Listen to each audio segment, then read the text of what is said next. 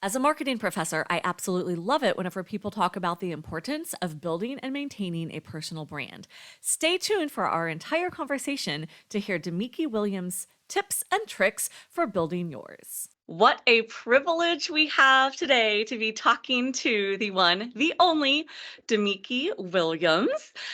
He is actually one of the board members on the advisory board of the Harley Langdale Junior College of Business because he is one of the VSU alums that we are most proud of. He was also on the football team, the storied, historic VSU football team while he was here.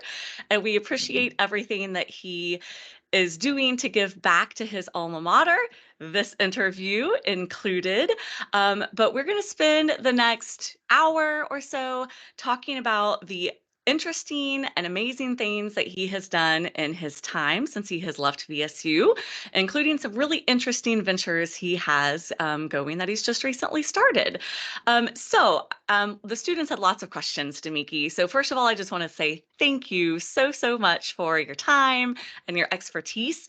And since you are a proud VSU alum, we'll start with what did you get out of your time at VSU and how have you seen the campus change since you graduated? Well, first off, thank you for having me. It's just a privilege and honor to be a part of your podcast.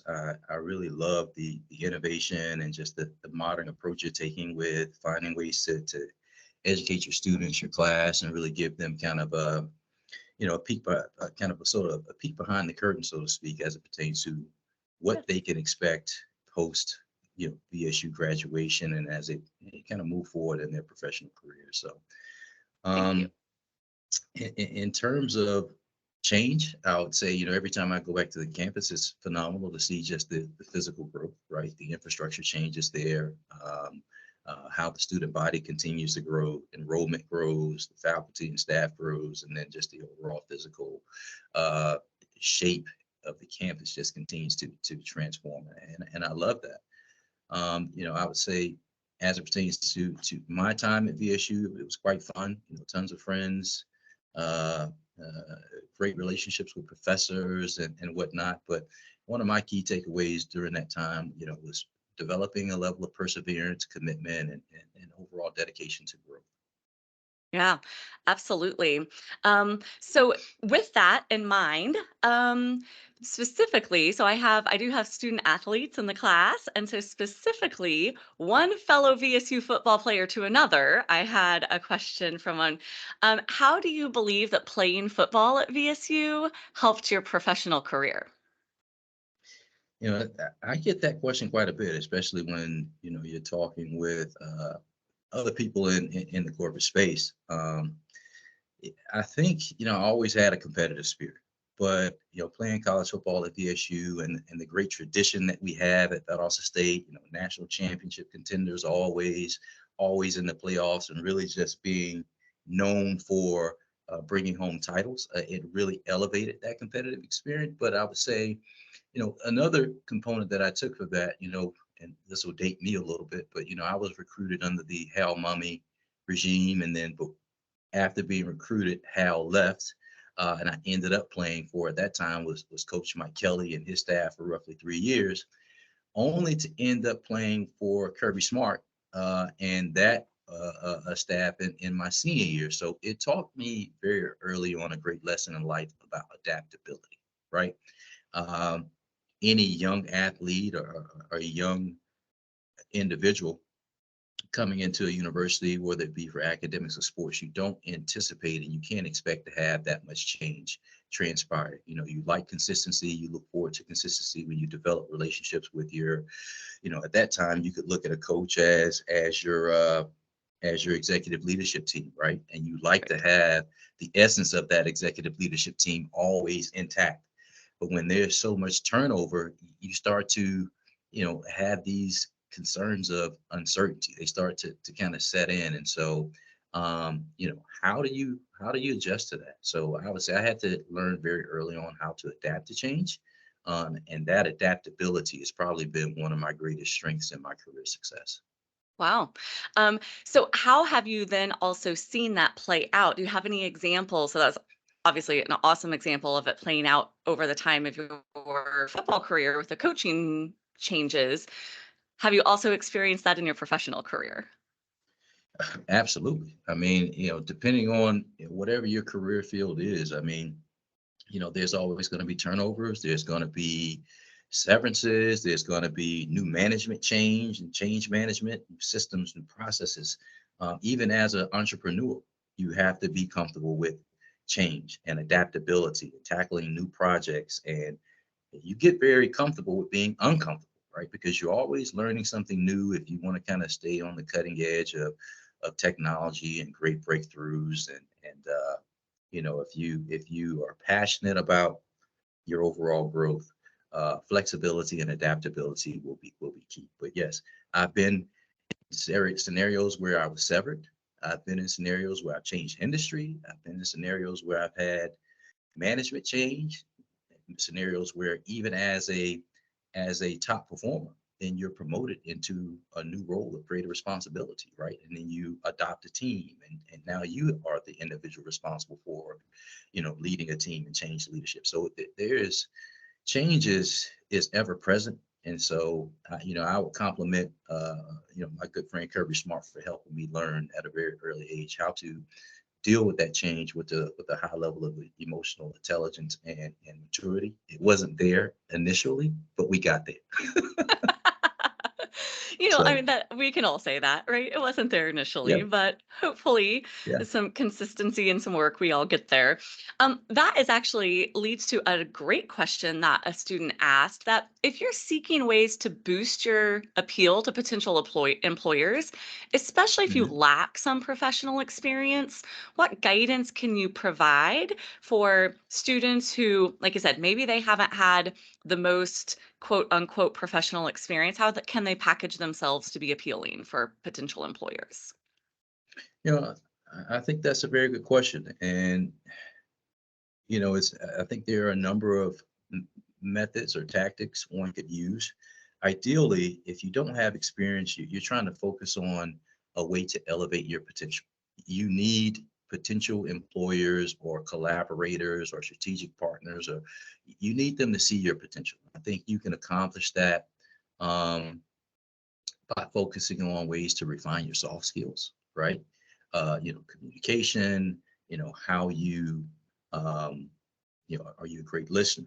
Are you able to, are you process oriented? Are you solution oriented, right? I think you can convey some of those skills to employers, just based on your time and exchange with them. I think if you can maximize your academic performance, right, that's kind of proof in the pudding. That shows potential.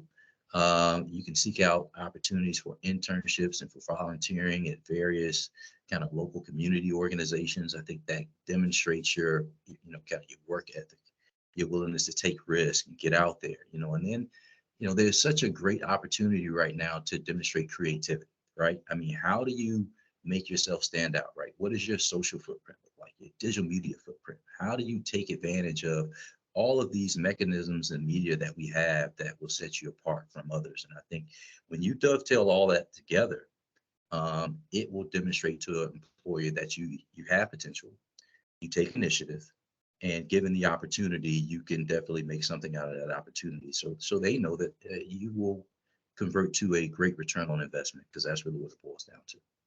I'm so glad that you said that specifically about your digital media footprint. So that is part of what I'm trying to do with having the students get out of just the classroom, and we're Mhm. engaging on LinkedIn. So I'm posting these things to LinkedIn. I'm trying to have the students engage with class content and each other and guest podcasters on LinkedIn. So they're strategically creating a digital footprint that will be attractive to employers. So I'm so glad that you mentioned that to kind of reinforce.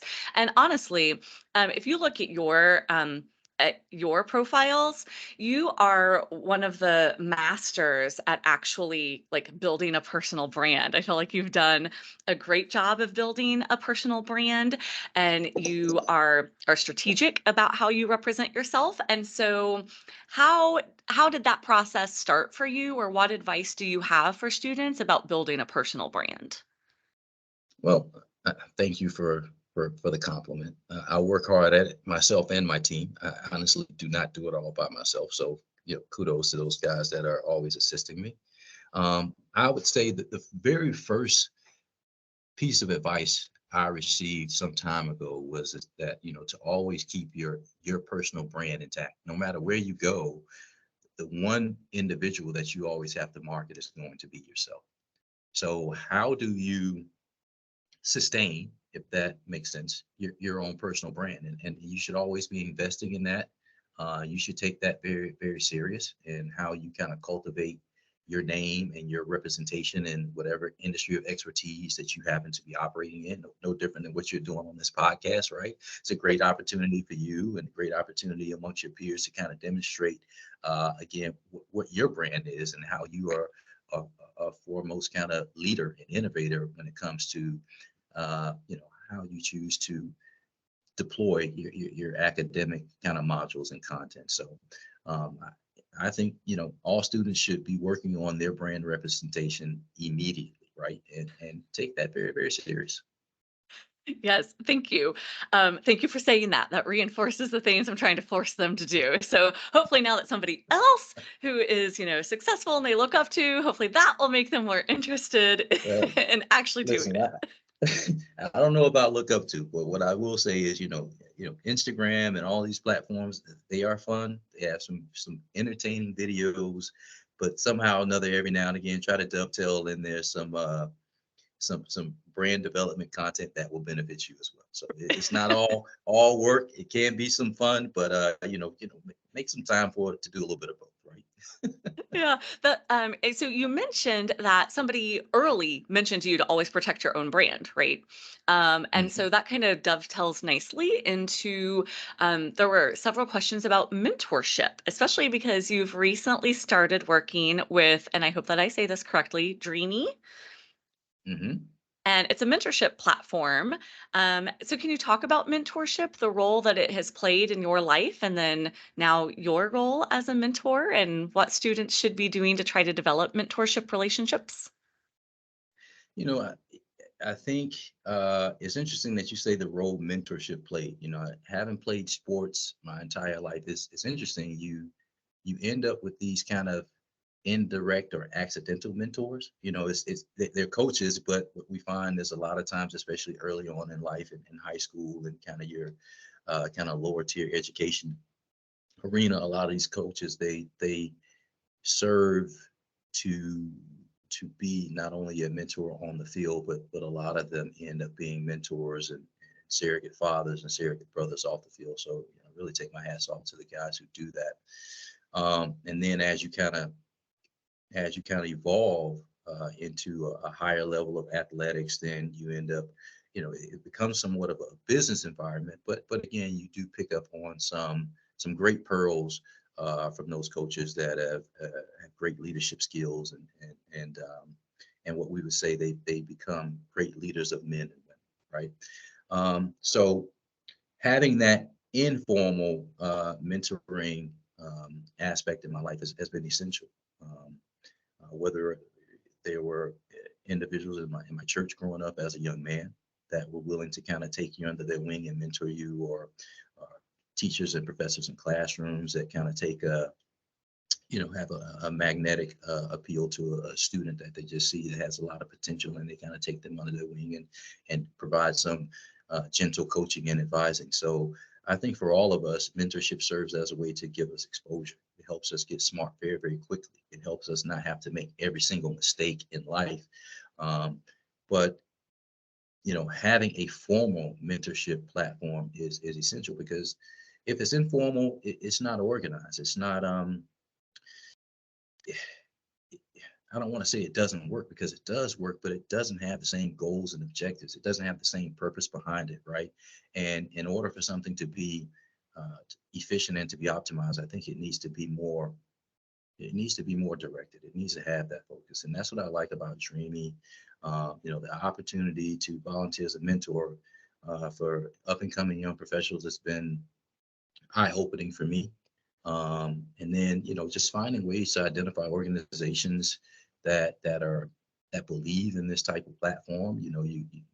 That believe in talent development, that believe in kind of allowing their young professionals or senior professionals to network with other professionals to potentially obtain a better understanding, um, wisdom, use case scenarios, understanding and learning from not only the successes but the failures of others. I think those organizations will always be at the cutting edge of success because if you're investing in your people, I mean, it's very hard for you to not be successful. Yeah. Would you recommend that that be something if whenever people come out of their MBA program and they are evaluating their employment opportunities, some sort of mentorship structure in the company, should that be something that they are looking for? I think so. I think you definitely want to. If not, it takes you a long time to get smart by yourself.